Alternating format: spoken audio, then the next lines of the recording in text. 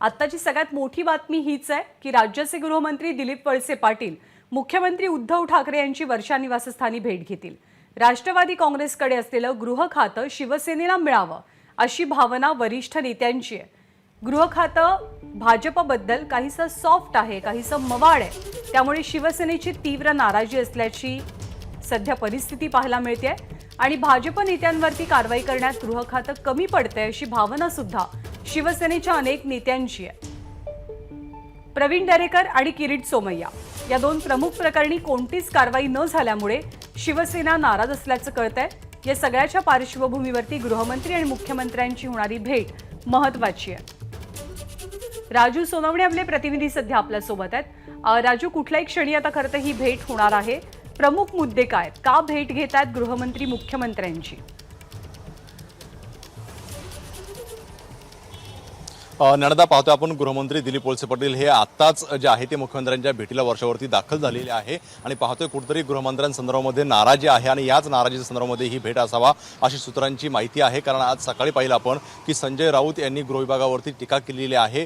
केंद्रित चौकशा ज्या आहेत त्या वाढताना पाहायला मिळतात, मात्र राज्यातील गृह खातं जे आहे ते आणखीन सक्षम होण्याची गरज आहे। त्याचप्रमाणे गळ्याभोवती फास आवळत चाललेला आहे, त्यामुळे आज ते चलो कदम ही भूमिका घेऊन चालणार नाही अशी टीका जी आहे ती संजय राऊत यांनी केलेली होती। याच्या आधी सुद्धा महाविकास आघाडीतील अनेक मंत्री असतील किंवा आमदार असतील यांनी सुद्धा नाराजी व्यक्त केलेली होती का कुठेतरी गृह खातं जे आहे ते महाविकास आघाडीच्या नेत्यांना मदत करत नाहीये।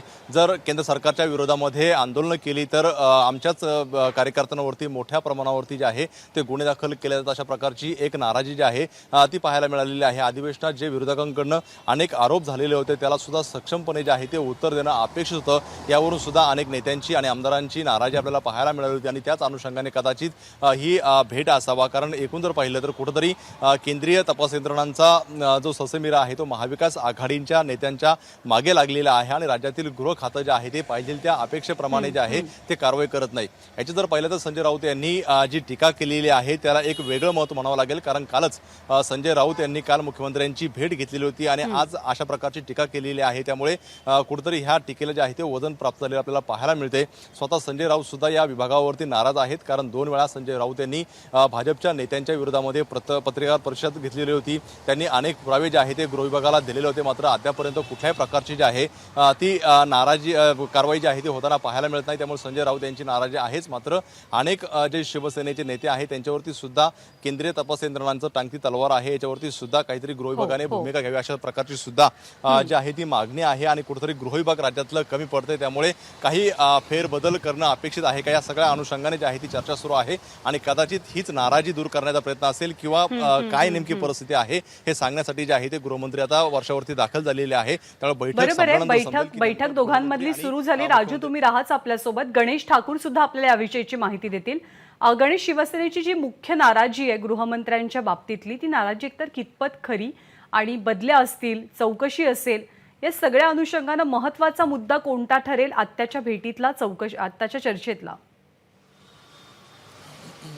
नानादा, शिवसेनेच्या काही मोठ्या नेत्यांशी माझं बोलणं झालं आणि त्यांनी हे स्पष्ट केलं की ही भावना आहे की गृह खातं जे राष्ट्रवादीकडे आहे त्या गृह खात्याकडून जे प्रयत्न केले पाहिजेत, भाजपच्या नेत्यांविरुद्ध जे आरोप होत आहेत किंवा ज्या कारवाई केल्या पाहिजेत त्या होत नाही आहेत। प्रामुख्यानं संजय राऊत यांनी AW मध्ये तक्रारी दिल्या आहेत, एक जितू नवलानी विरुद्ध ज्यांच्यावरती ईडी आणि किरीट सोमय्यासाठी ते वसुली करतात अशा प्रकारचे आरोप आहेत, काही डॉक्युमेंट्सही दिले आहेत। याशिवाय त्यांनी नील सोमय्या यांच्यावर तक्रार दिलेली आहे आणि इतर काही प्रकरणं जी आहेत, मुंबई बँकचं प्रकरण आहे, या सगळ्या प्रकरणांमध्ये कोणतीही ठोस कारवाई होत नाही आहे। कारवाई करण्याआधीच कोर्टाकडनं दिलासा मिळतो। दिलासा का मिळतोय? कारण प्रॉसिक्युशन म्हणजे पोलिसांकडनं योग्य तो उत्तर कोर्टामध्ये दिलं जात नाही आहे आणि म्हणून महाविकास आघाडी सरकार कुठे ना कुठेतरी भाजपच्या नेत्यांविरुद्ध जे आरोप होत आहेत त्यात कारवाई करण्यामध्ये किंवा त्यांच्या विरुद्ध तपासाचा ससेमिरा लावण्यामध्ये कमी पडतंय अशा प्रकारची भावना शिवसेनेमध्ये आहे, कार्यकर्त्यांमध्ये आहे, नेत्यांमध्ये आहे। हे त्यांनी स्पष्ट केलं आणि हीच भावना मुख्यमंत्र्यांकडेही पोहोचवली गेली आहे। मुख्यमंत्र्यांच्या माध्यमातून वरिष्ठांमध्ये चर्चा होईल अशा प्रकारची चर्चा आहे। मी स्पष्ट आणि थेट प्रश्न विचारला की महाविकास आघाडीमधील गृह खातं शिवसेना मागणार का, तर त्यांचं म्हणणं आहे की आम्ही आमची भावना व्यक्त करू, पण हा सगळा जो निर्णय आहे तो शरद पवार आणि मुख्यमंत्री यांच्यात चर्चा नंतरच निर्णय होईल, म्हणजे भविष्यामध्ये या विषयावरती चर्चा होईल आणि चर्चेनंतर काय होतं ते पाहावं लागेल. मात्र राष्ट्रवादी काँग्रेसच्या नेत्यांचं हे स्पष्ट म्हणणं आहे की आम्ही कोणत्याही परिस्थितीमध्ये या भावनांचा आदर करतो, पण आम्ही ग्रह खातं द्यायला तयार नाहीये. दिलीप वळसे पाटील योग्य कारवाई करतायत. फक्त कारवाईचा विषय नाहीये, तर ज्यावेळेस विधानसभेमध्ये देवेंद्र फडणवीस यांनी उपस्थित केलेल्या प्रश्नांवरती गृहमंत्री दिलीप वळसे पाटील यांनी जे उत्तर दिलं, त्या उत्तरालाही किंवा जे त्यांनी उत्तर देणं अपेक्षित होतं ते दिलं नाही, अशा प्रकारची भावना ही शिवसेनेमध्ये आहे. म्हणून ॲग्रेसिव्हली गृह खात्यानं काम करावं असं शिवसेनेचं मत आहे. तसं आपण पाहिलं ज्ञानदा, तर जर कंपॅरिझन केलं, आपण किती म्हणालो तर ईडीकडे विशेष अधिकार आहेत, PMLAचे अधिकार आहेत, त्यांच्याकडे पॉवर जास्त आहेत, पण राज्य सरकारकडे जी यंत्रणा आहे त्यांच्याकडे अनेक पॉवर आहेत. त्या पॉवरचा वापर होत नाही असं शिवसेनेची भावना आहे. आणि जर आपण कारवाईचं कंपॅरिझन केलं, परमबीर सिंग यांच्या विरुद्ध 5 गुन्हे दाखल केले, पण ते अजूनही बाहेर आहेत. अनिल देशमुख आत गेलेत, जेलमध्ये. नवाब मलिक यांची अटक झाली आहे. अनिल परब यांच्या विरुद्ध कारवाई होते, त्यांच्या रिसॉर्टवर कारवाई झाली आहे. इन्कम टॅक्स विभाग यशवंत जाधव यांच्या विरुद्ध कारवाई करत आहे. कॉन्ट्रॅक्टर्स महानगरपालिकाचा यांच्या विरुद्ध कारवाई सुरू झाली आहे. तर इन्कम टॅक्स विभाग आणि ईडीनं श्रीधर पाटणकर जे मुख्यमंत्र्यांचे मेहुणे आहेत त्यांच्या विरुद्धही कारवाई केली आहे.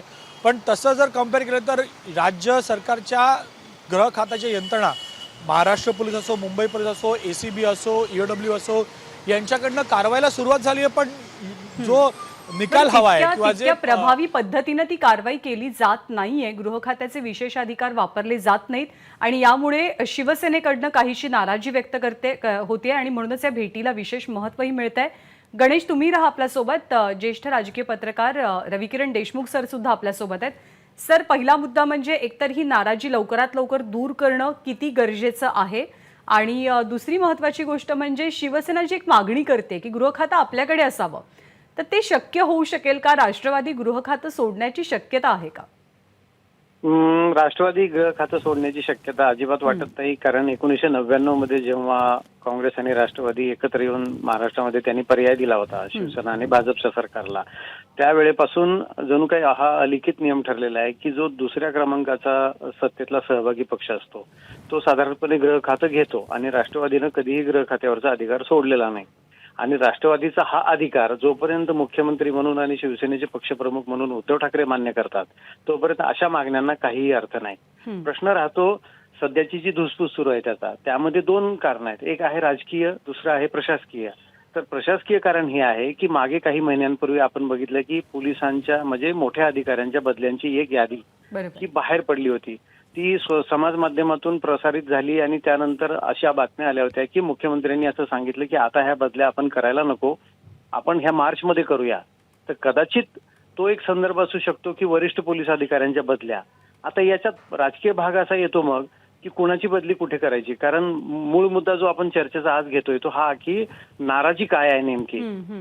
पहिल्यांदा मी हे स्पष्ट करू इच्छितो की जोपर्यंत शिवसेना पक्षप्रमुख म्हणून उद्धव ठाकरे, काँग्रेसच्या अध्यक्षा म्हणून सोनिया गांधी आणि राष्ट्रवादीचे प्रमुख सर्वेसर्वा म्हणून शरद पवार, या तिघांमधलं ट्युनिंग उत्कृष्ट आहे तोपर्यंत ह्या सरकारला कसलाही धोका नाही. कारण या तिघांचा आदेश मोडण्या इतपत आमदार धाडसी झालेले नाहीत महाराष्ट्रातले, आणि ते होण्याची काही सध्याच्या काळामध्ये शक्यताही नाही. प्रश्न असा आहे की हे कळल्यानंतर भाजपने जी काही राजकीय खेळ्या करायला सुरुवात केलेली आहे त्यांनी जो ह्या महायुती महाविकास आघाडीमध्ये जो संभ्रम निर्माण करण्याचा प्रयत्न सुरू केलेला आहे, मग त्यामध्ये केंद्रीय यंत्रणांची कारवाई असेल, अमक्याच्या विरोधात कारवाई असेल, तमक्याच्या विरोधात ती कारवाई असेल, त्यामुळे जी चलबिचल सुरू झाली आमदारांमध्ये, तर त्या चलबिचलच्या वातावरणामध्ये आम्हाला काही संरक्षण मिळणार आहे की नाही, आमदारांची ही नेत्यांची मंत्र्यांची जी भावना असेल त्याला संरक्षण मिळत असताना भाजपावर कारवाई करायची की नाही.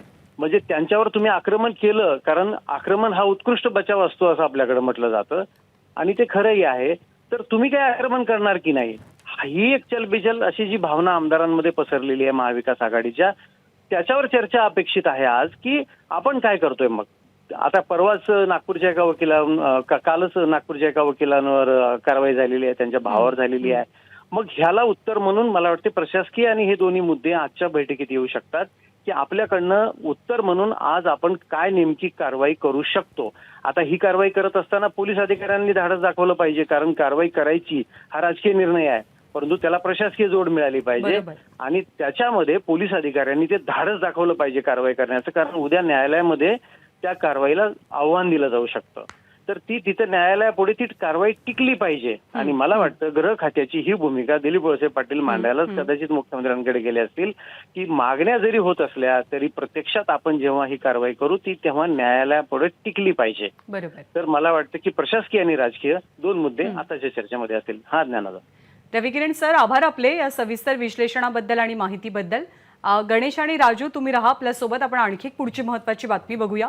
राज्यात सध्या ईडीची कारवाई हे गृह खात्यावरचं आक्रमण आहे असं वक्तव्य संजय राऊत यांनी आज केलंय आणि त्यांचं हे वक्तव्य राष्ट्रवादीला उद्देशून होतं का, अशाही राजकीय चर्चा सुरू झाल्या. केंद्रीय यंत्रणांच्या कारवाईच्या पार्श्वभूमीवरती राज्याचं गृह खातं हे अधिक सक्षम व्हायला हवं अशी प्रतिक्रिया आजची संजय राऊत यांची होती. आणि आता राज्याचे गृहमंत्री दिलीप वळसे पाटील मुख्यमंत्र्यांची भेट घेण्यासाठी, चर्चा करण्यासाठी त्यांच्या वर्षा निवासस्थानी पोहोचलेले आहेत. गणेशकडे आपण पुन्हा एकदा जाऊयात. गणेश, ही पहिली कुरकूर सुरू झाली ती पोलिसांच्या बदल्यांच्या मुद्द्यावरनं.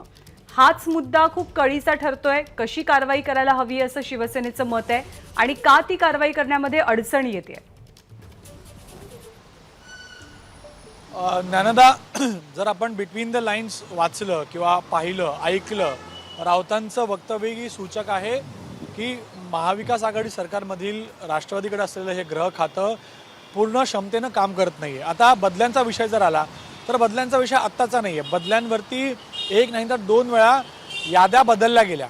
आता जी सूत्रांची माहिती अशी आहे ज्ञानदा, की या महाविकास आघाडी सरकारमधील अंडरस्टँडिंग झालेलं आहे. अंडरस्टँडिंग असं आहे की कोकण विभाग यातल्या बदल्यांचे अधिकार किंवा या बदल्यांचं जे अधिकारी कोण असतील, कसे असतील, याबद्दल शिवसेनाकडे अधिकार आहेत, ते जास्त त्याच्यामध्ये आपलं से ठेवतात. तसं पश्चिम महाराष्ट्रामध्ये राष्ट्रवादी काँग्रेस आणि विदर्भमध्ये काँग्रेस. तर अशा प्रकारे बदल्यांमध्ये पॉलिटिकल इंटरफेरन्स असतं, हे सगळ्यांना मान्य करावं लागेल, कारण ते या सरकारमध्ये देखील अनेक वेळा पाहायला मिळालं आहे. आपल्याला आठवत असेल की परमबीर सिंग पोलीस आयुक्त असताना 10 DCPंच्या बदल्या त्यांनी मुंबई झोनमध्ये केल्या होत्या.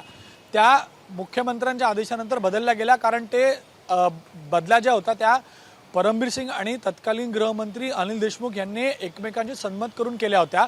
यावरती आक्षेप घेण्यात आला की मुख्यमंत्र्यांना यामध्ये त्यांच्याकडनं सिग्नल का नाही घेण्यात आला. मध्ये जसं रविकिरण देशमुख म्हणाले की यादी बाहेर आली आणि यादींबद्दल जी आहे चर्चा सुरू झाली, म्हणून वरिष्ठ अधिकाऱ्यांच्या बदल्याबद्दल अनेक चर्चा होत्या. यावरती सरकारवरती अनेक गंभीर आरोपही झाले. रश्मी शुक्ला यांनी जे रेकॉर्डिंग समोर आणले त्यामध्ये बदल्यांसाठी व्यवहार होतो, कोटी रुपये घेतले जातात, याबद्दल आरोप करण्यात आले. म्हणून या बदल्यांमुळेच कुठे ना कुठेतरी जे समन्वय असलं पाहिजे, जे पॉलिटिकल विल असली पाहिजे, ती या सरकारमध्ये या तिन्ही पक्षांमध्ये दिसली नाही किंवा कमी पडली. आणि यामध्ये भाजपनं हे दाखवायला सुरुवात केली की कशाप्रकारे गृह खात्यामध्ये बदल्यांचा बाजार सुरू आहे. आणि यासाठी काही मिसकम्युनिकेशन म्हणा किंवा काही मिसअंडरस्टँडिंग या सरकारमध्ये झालं होतं आणि यामुळे तिथून याची सुरुवात होते. आणि त्यानंतर ज्यावेळेस ईडी, इन्कम टॅक्स, CBI यांची कारवाई सुरू झाली, त्या कारवाईनंतर देखील गृह खात्याकडनं अनेक अपेक्षा होत्या, खास करून शिवसेनेला पूर्ण झालं नाही असं मत आहे की शिवसेनेच्या अपेक्षेप्रमाणे गृह खातं त्यांची ताकद किंवा त्यांच्या पॉवर्स वापरत नाही. ABP माझा, उघडा डोळे बघा नीट.